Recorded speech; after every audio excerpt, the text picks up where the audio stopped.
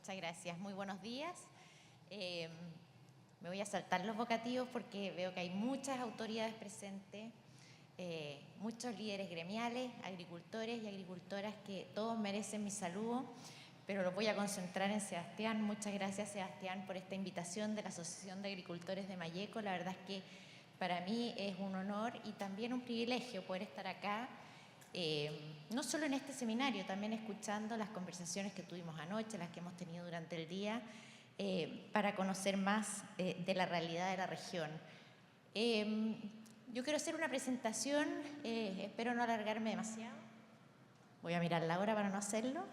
Pero contarles un poco, primero, que estoy feliz de estar acá. Esta es una región maravillosa, no solo por su capital cultural y también paisajístico, pero también por las oportunidades productivas que tiene. La verdad es que es una región que tiene un tremendo potencial y una realidad de actividad agrícola, forestal, de turismo, de energías renovables, de ganadería. La verdad es que es una región privilegiada en ese sentido y que tiene entonces todo el potencial de dar bienestar y desarrollo a su población y también al país completo. Sin embargo, y lo hemos escuchado hoy día en la mañana, la verdad es que es una región súper golpeada y quiero solidarizar con ese sufrimiento que han tenido, con pérdidas no solo materiales, sino que también humanas, como se mencionó al inicio de este encuentro. Y eso, por supuesto, nos duele no solo como región, sino que como país, porque la delincuencia, el narcotráfico, la violencia, lo que hacen es que impiden la paz social y el progreso, porque sin paz social no hay inversión, sin inversión no hay empleo, no hay desarrollo, tampoco hay emprendimiento, no hay innovación y no hay la capacidad de desarrollar toda esa potencialidad que efectivamente tiene esta región. Y los números ustedes los conocen lamentablemente tantos y más que uno. La macrozona sur ha sido sujeta de innumerables actos de violencia que superan los 1000 desde enero del 2021 a la fecha, atentados numerosos, eso promedia más de 4,3 al mes y se han concentrado particularmente en la región de la Araucanía. Y aunque el número puede haber disminuido, la violencia parece ser cada vez peor y la justicia tarda en llegar. Malleco, por cierto, es la región más afectada, es la provincia más afectada. 2 de cada 3 de estos atentados se producen acá y por lo tanto no es extraño, aunque sí doloroso, ver que la conversación en una cumbre agrícola inevitablemente termina siendo también sobre la seguridad que se requiere. No puedo tampoco dejar de recordar el cobarde asesinato de Manuel León, trabajador de CMPC, en su actividad de vigilancia, que hace apenas un mes fue brutalmente asesinado. Y en estos 23 años de violencia, la verdad es que tenemos decenas de casos que no han sido resueltos. Y ese es un dolor que sin duda trasciende la región y nos golpea a todos como país. Es una situación que la verdad es bastante difícil de imaginar cuando no se vive en la macrozona sur. Pero por eso valoro tanto esta invitación y el poder compartir acá con ustedes para conocer mucho más de cerca esa realidad. Esa realidad que además se traduce en indicadores económicos que afectan a la región. Esta es una región que durante décadas ha tenido tasas de desempleo y de pobreza más alto que el promedio del país. En el caso de los indicadores de pobreza, esta es ha pasado a ser la primera, hoy día la segunda, después de la región del Ñuble, con mayor tasa de pobreza que duplica, de hecho, los indicadores nacionales, tanto en medición de ingresos como en la pobreza multidimensional. Y eso, obviamente, nos llama a pedirle al Estado, que es el garante de la seguridad pública, a hacerse cargo de las garantías mínimas que uno pide como sociedad, que son el derecho a la vida, a la integridad, a trabajar con libertad y a la seguridad, porque sin eso no hay desarrollo posible. Lo decía antes, la verdad es que con índices de inseguridad tan grandes es muy difícil poder pensar que se le puede sacar todo el potencial que esta región tiene y que le tiene para entregarle a su gente y al país completo sin esas condiciones mínimas de seguridad. Además, no podemos olvidar, y aquí me refiero a todas las regiones de Chile, que es desde lo local desde donde se produce la riqueza, la producción y el progreso de los países. Hoy el 55% del PIB de Chile se genera en las regiones más allá de la región metropolitana y probablemente puede ser mucho más que eso si le generamos las condiciones para ello. Y eso requiere de un buen diseño de políticas públicas.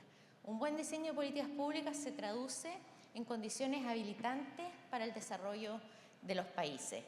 Y la verdad es que como mundo empresarial tenemos este compromiso con el país, no nos da lo mismo lo que le pasa al país, todo lo contrario, queremos que este país progrese y ese compromiso por el destino de Chile nos involucra también como líderes gremiales a participar de los debates de política pública y de cómo podemos contribuir en ese diseño para generar un país que progresa. ¿Y por qué en particular lo digo? Porque estamos en un año muy importante, un año electoral, donde el debate de políticas públicas está mucho más presente en todos los foros y eso es bueno que suceda. Y es bueno porque fíjense lo que ha pasado en Chile después de 25 años donde el crecimiento promedió más del 5%, las cosas han cambiado en la última década. Ese crecimiento sobre el 5% trajo grandes beneficios para el país. En algún minuto se vilipendiaron los famosos 30, 25 años y fíjense que ese ritmo de crecimiento permitió multiplicar por 5 nuestros ingresos per cápita. Redujimos la pobreza con igual indicador de 60% a menos de un dígito. Esos son 8 millones de chilenos que salieron de la pobreza para integrar la gran clase media que hoy día está presente en nuestro país. Aumentamos la expectativa de vida, estamos incluso por sobre los promedios mundiales, disminuimos fuertemente la mortalidad infantil, aumentamos el acceso y cobertura a la educación superior. Fíjense que en los años 90 eran 200.000 estudiantes, hoy día son sobre 1.2 millones de alumnos en educación superior. Y qué duda cabe que también a través de asociaciones público-privadas y concesiones públicas hemos logrado generar una infraestructura importante que solo en carreteras concesionadas suman 3.500 kilómetros. Es decir, son años de prosperidad, son años en que el crecimiento nos ha permitido tener resultados concretos para el beneficio de las personas. Sin embargo, ¿qué pasó en la última década? Y déjenme aquí comparar lo que ha sido la última década con la década anterior. Estos son los componentes del crecimiento económico en el periodo 2005-2014, donde veíamos un vigoroso crecimiento del consumo, de la inversión, que es la formación bruta de capital fijo, y de nuestro comercio internacional. Comparémoslo ahora con lo que ha pasado en esta década, la del 2005 al 2014. Bueno, el ritmo de crecimiento del consumo se redujo a menos de la mitad. La inversión, que promediaba sobre 8%, ha promediado un 1.4% en esta última década. Las exportaciones cayeron a un cuarto de su ritmo de crecimiento, las importaciones a un tercio, y lo único que no ha cambiado es el consumo de gobierno. Esta diferencia en la velocidad de crecimiento de los componentes del crecimiento económico explican que después de 25 años de crecimiento sobre el 5%, tengamos 2 quinquenios que no promedian más que 1,9% de crecimiento anual. Y eso es lo que nos preocupa, eso es lo que tenemos que tratar de cambiar, porque lo que hemos visto y lo que hay detrás de eso es, como les decía, una profunda caída en la inversión que pasó de representar 26 puntos del PIB, hoy día está más cerca de 22 de hecho, donde además se ha marcado un debilitamiento del mundo laboral. Tenemos tasas de desempleo que ya por más de 31 meses está por sobre el 8%, bordeando incluso el 9%, una informalidad que no cede, una tasa de ocupación que no ha logrado recuperar los niveles prepandemia. Y por eso que decimos, bueno, el momento es ahora porque necesitamos cambiar esta perspectiva, que quiero decirles que de acuerdo a las estimaciones del panel de expertos del PIB tendencial no son muy distintas para los próximos 10 años. Estamos en un 2,1 promedio y eso que se arregló se corrigió al alza. antes era 1,8 para los próximos 10 años. Entonces hay que hacer algo y aprovechemos que estamos en un año electoral para efectivamente hacer propuestas en esa línea. Y eso es lo que hemos hecho como mundo empresarial, CPC y sus 6 ramas. Hemos querido, entre ellos está aquí Antonio Walker de la SNA, ¿cierto?, hacer propuestas que permitan elevar vuelo, volver a crecer, quizá no a un 5%, tenemos un tema con la tasa de natalidad, por lo tanto es más ambicioso crecer fuertemente, pero sí podemos sin duda duplicar lo que hay hoy día. Eso nos llevó a que por ahí por marzo congregamos a más de 80 personas entre expertos y empresarios para hacer una propuesta de cara a estas elecciones, pero la verdad es que pensando en el Chile de hoy, de mañana, de mediano y largo plazo, para poder desde nuestra experiencia y conocimientos del mundo productivo hacer propuestas de medidas que puedan mover la aguja. Y en ese proceso ciertamente escuchamos a las regiones, hemos estado en prácticamente todas las regiones de Chile en conversaciones y encuentros con el mundo empresarial, con los líderes gremiales, y con eso hemos también fortalecido esta propuesta.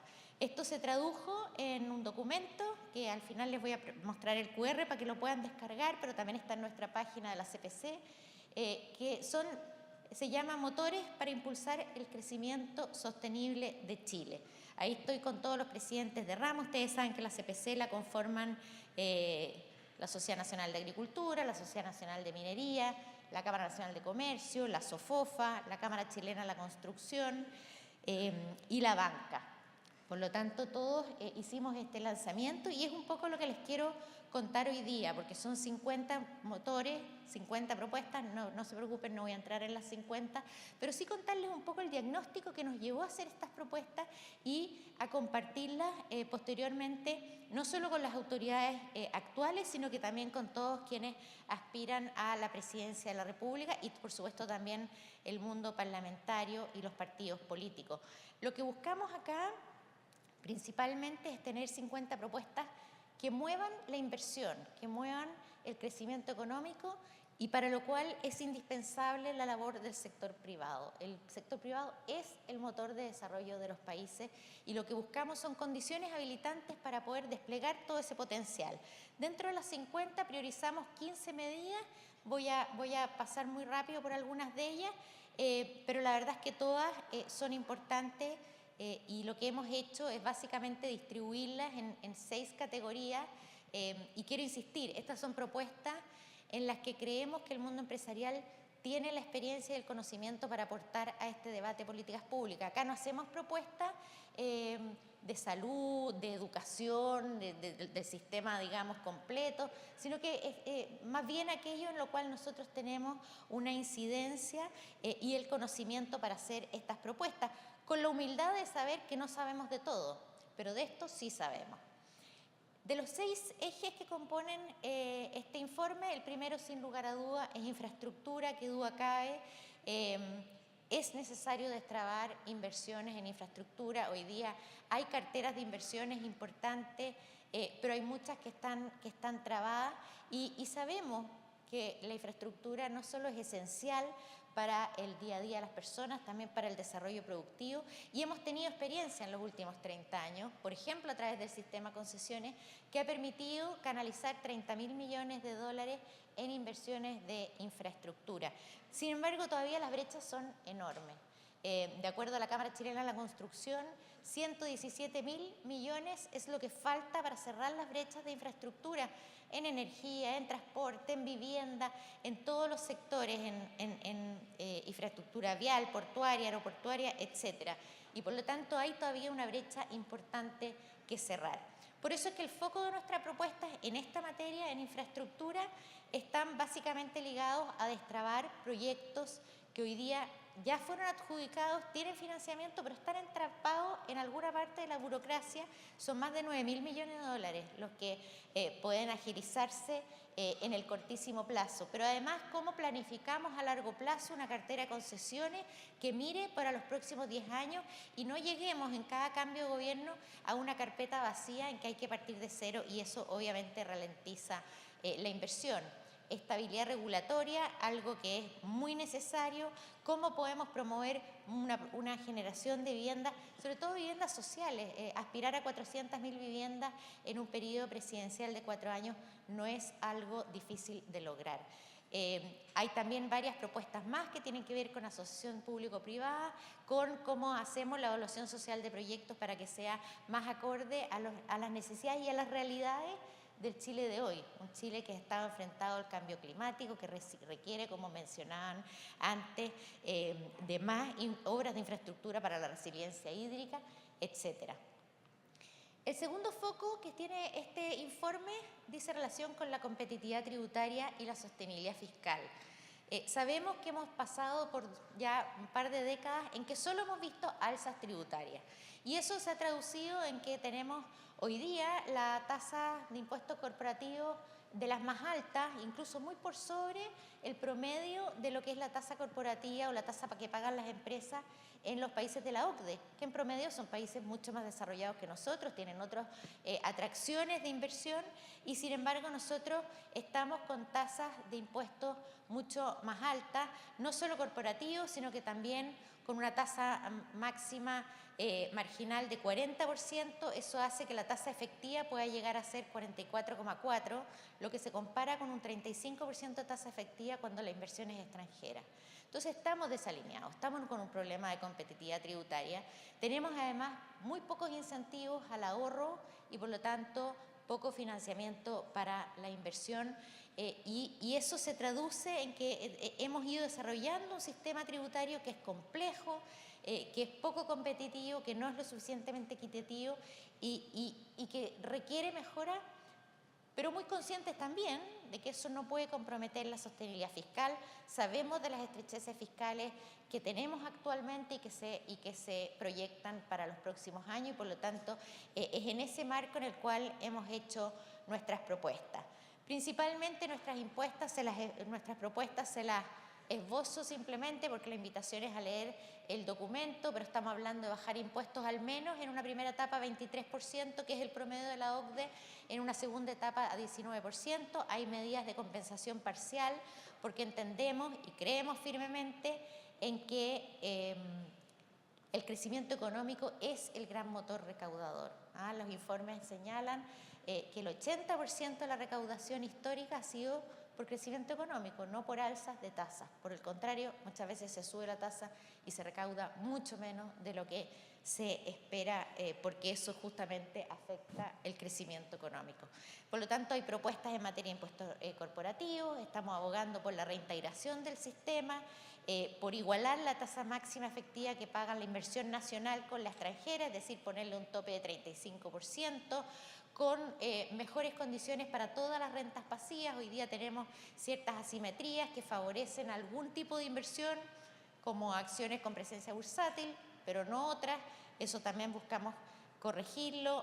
Hay una propuesta concreta en contribuciones que hoy día enfrentan el grave problema de la impredictibilidad y de un criterio poco objetivo y por lo tanto hacia eso apunta la propuesta, además de otros temas institucionales y mejoras particularmente para las MIPYMES en cuanto a sus flujos de caja.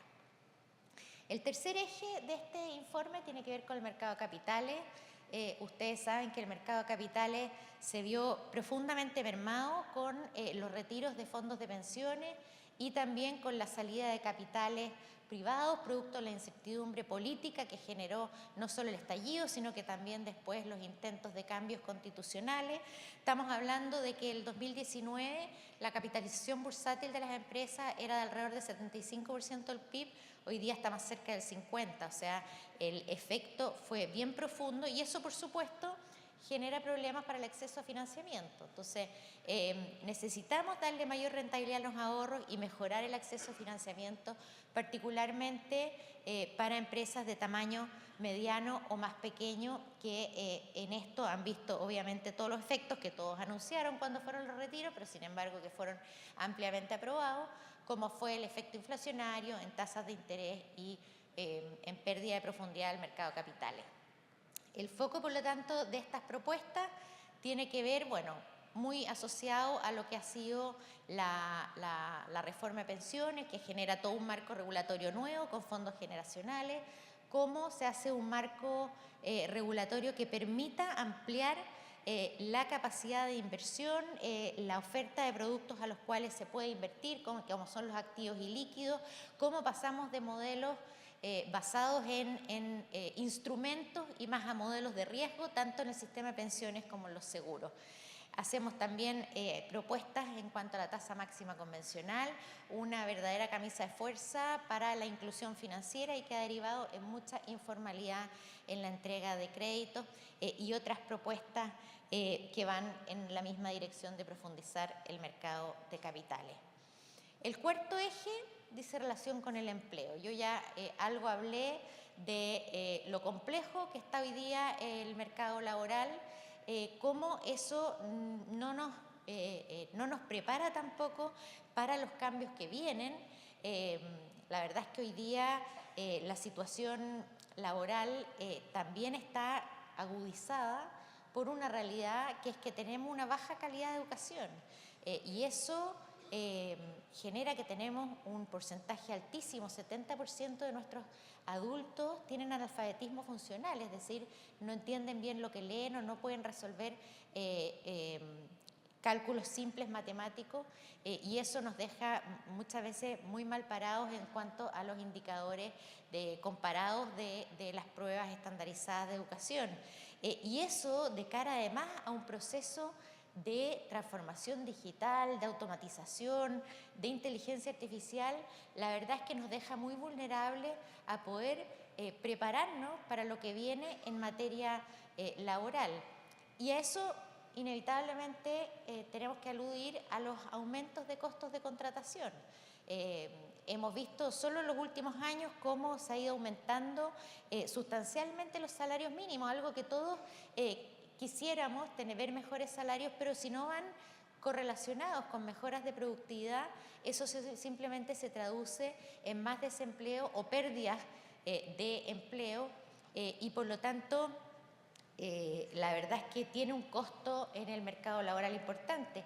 A eso se suma la reducción de jornada, se suma el aumento de tasas de cotización, que uno puede estar muy de acuerdo porque permite aumentar los ahorros para las pensiones, pero lo cierto es que hay aumentos de costos de contratación significativos y eso afecta muy especialmente a las empresas de menor tamaño, que son las que tienen mayoritariamente mano de obra y además de baja calificación y por lo tanto sujetas al salario mínimo.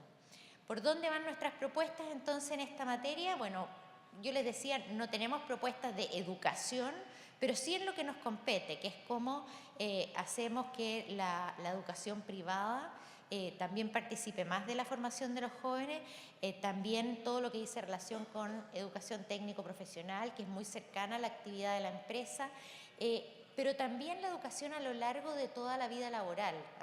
Por eso hacemos una propuesta bien concreta de cómo uno puede ir desarrollando microcredenciales que van dando paso a una actualización de conocimientos y a títulos también profesionales, como ocurre en otras partes del mundo. Sin lugar a dudas, tenemos temas que resolver. Sala Cuna es uno muy importante, llevamos 20 años discutiéndolo porque es una traba a la participación laboral femenina. Tenemos también que ver cómo flexibilizamos o de alguna manera acomodamos la regulación laboral para darle más flexibilidad. Creemos que en ese sentido hay que modificar las indemnizaciones por año de servicio, hay que abordar la interpretación que hace la Dirección del Trabajo sobre la multifuncionalidad que hoy día impide que ante cambios tecnológicos se acomoden los contratos porque tiene una interpretación muy restringida de lo que es la naturaleza del cargo y por lo tanto, de nuevo, lo único que eso hace es generar más desempleo. Hay propuestas en materia de seguros para también reducir los costos de contratación, de fomento a la formalidad como es la PGU diferenciada y también de las restricciones que hoy día existen en la ley actual en cuanto a migrantes.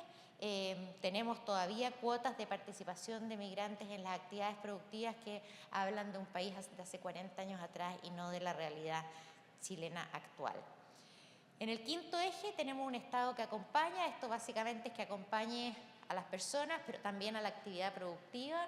El Estado puede ser un promotor de la actividad productiva cuando es un Estado eficiente, moderno, que acompaña a la inversión. Hay experiencias internacionales que uno las quisiera para Chile, donde realmente el Estado se pone a disposición de la actividad privada para poder acompañarlo en sus procesos, cosa que de alguna manera hemos tenido deficiencias, se ha hablado en muchos foros, hay deficiencias muchas veces en los servicios del Estado, en la agilidad de los procesos, y lo que vemos es un Estado que crece durante las últimas décadas, y sin embargo no necesariamente eso se traduce en mejores servicios.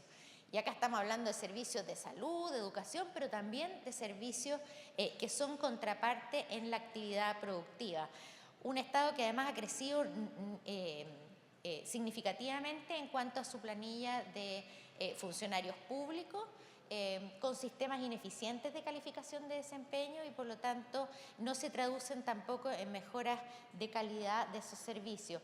¿Y para qué hablar de las trabas burocráticas, la famosa permisología, que hoy día no solo hace más lentos los procesos de aprobación, también los hace más caros, los hace más inciertos, y eso es algo que por supuesto tiene muy entrabados los proyectos de inversión.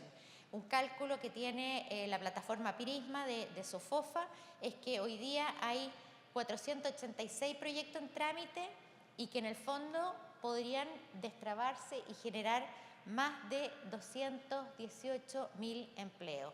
Entonces, destrabar la inversión es generar no solo valor y riqueza para el país, es todo lo que lo acompaña, los empleos que hay, la cadena de valor con proveedores, con pymes que están asociadas a estos proyectos de inversión. Y por supuesto, esto no tiene que ver con bajar los estándares ambientales, por el contrario, los países más desarrollados son los que más protegen el medio ambiente. Son dos cosas que van de la mano y que por lo tanto creo que es un error cuando uno cree que cuando uno dice agilizar proyectos esté refiriéndose a bajar esos estándares. Hay países que tienen estándares fantásticos ambientales y que por los mismos proyectos se demoran un cuarto de lo que se desarrollan en Chile. Por lo tanto, el foco de nuestras propuestas evidentemente tiene que ver con empleo público, con cómo se evalúa el desempeño y cómo puede generarse contratación y desvinculación acorde al mérito. Además, se hace cargo, por supuesto, de lo que es la tramitación en el sistema de evaluación de impacto ambiental y de otras trabas a la inversión, como pueden ser la aplicación hoy día de la consulta indígena, de la ley Lafkenche, como esa de alguna manera está paralizando inversiones, sobre todo en la zona sur del país, cómo abordar el tema del Consejo de Monumentos Nacionales, que ustedes habrán visto prolíferamente en la prensa, cómo detiene proyectos de inversión por hallazgos que francamente no necesariamente son hallazgos arqueológicos. Certeza jurídica, reformas procesal civil para también agilizar procesos que son de litigios civiles, y mediación son cosas que creemos que apuntan también al corazón del desarrollo productivo. Termino con el último eje y hago la advertencia. Acá nosotros no nos tomamos atribuciones para decir cómo hay que mejorar la inteligencia del país, la fiscalía, la persecución del delito. Simplemente nos acotamos a aquello en que creemos que desde el mundo privado podemos colaborar, porque hoy día en Chile el gasto en seguridad es muy significativo. O sea, estamos hablando, esto se lo calculó CLAPE, UC, el año 2022 era más del 2% del PIB, eso en montos actuales son cerca de 7.000 millones de dólares que se gastan en Chile en seguridad. Eso es más del 7% del presupuesto del gobierno central. Y para que se hagan una idea, es el monto sumado de todo lo que sería el Ministerio de Obras Públicas y el Ministerio de Desarrollo Social. O sea, es mucho recurso destinado a seguridad. Y por lo tanto, son temas que tenemos que ver por dónde podemos también colaborar, sin desconocer, y lo dije al principio, que este es un rol que le compete al Estado. Pero hemos querido sacar algunas propuestas que puedan ser de colaboración en esta materia. como es la trazabilidad de los productos para disminuir los robos, el uso de efectivo, la interoperabilidad de tecnología que hoy día está en manos del sector privado, pero que muchas veces no funciona lo bien que debiera funcionar con la contraparte del Estado. Mucho también propuestas que te dicen relación con prevención de delitos en jóvenes, reinserción y, por supuesto, algunas propuestas muy en borrador, ¿no? Pero lo que significa que tiene que mejorar la inteligencia, la persecución del delito y la institucionalidad para abordar el terrorismo y narcotráfico en nuestro país. Esto se lo hemos ido mostrando a distintos candidatos, se lo enviamos a los 8 candidatos presidenciales, pero también a las autoridades actuales, se los decía, porque acá no son proyectos de ley que van a demorar 5 años, hay muchas cosas que son de gestión. Nos hemos juntado con los distintos ministerios sectoriales, o sea, Economía, Trabajo, Medio Ambiente y Hacienda, tratando de empujar esta agenda, también con los partidos políticos y con los parlamentarios, porque creemos que esto hay que generar conciencia. No da lo mismo un país que progresa que un país que está estancado. La esperanza de los jóvenes, las oportunidades de emprendimiento, la capacidad de crecer e internacionalizar nuestras empresas y movilizar nuestra matriz exportadora son claves para el progreso y el bienestar de nuestro país. Porque estamos convencidos que el crecimiento no es un número.